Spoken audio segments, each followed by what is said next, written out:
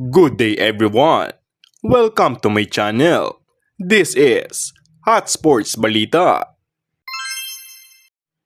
Para sa balitang sports, kasalukuyang inilipat muna ng Los Angeles Lakers si Bronny James sa NBA G League.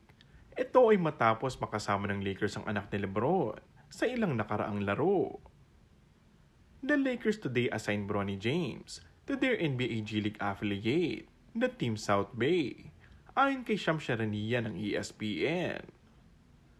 Ngunit inaasahan namang babalik sa Lakers si Bronny sa laro nila laban sa Philadelphia 76ers at pagkatapos ay muling babalik sa G League.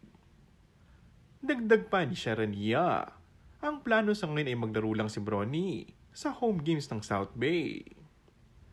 Sa pagpasok ng 4 na laro ng Lakers, si Bronny ay nag-average lamang ng 1 point sa loob ng 3 minuto ng paglalaro.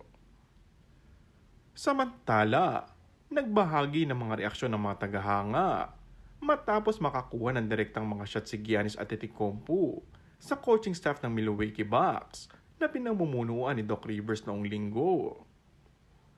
Ang matinding komento ni Giannis ay kasunod ng ikalawang sunod na pagkatalo ng Bucks, 115-102 pagkatalo sa Brooklyn Nets. Pagkatapos ng laro, sinabi ng two-time NBA MVP, "Right now, we don't have an identity. Like, how are we going to win the game?" Say naman ng isang fan, "Fire Darvin Ham." Sumulat ng isang fan, "Doc and Ham coaching is set up for failure. Giannis and Dame have no chemistry." Ang Bucks ay dismayado sa pagkatalo sa kanilang unang 3 laro. At matapos ang pagkatalong laban sa Nets, hinimok ni Giannis ang kanyang kupunan na maging mas mahusay sa lahat ng aspeto ng laro.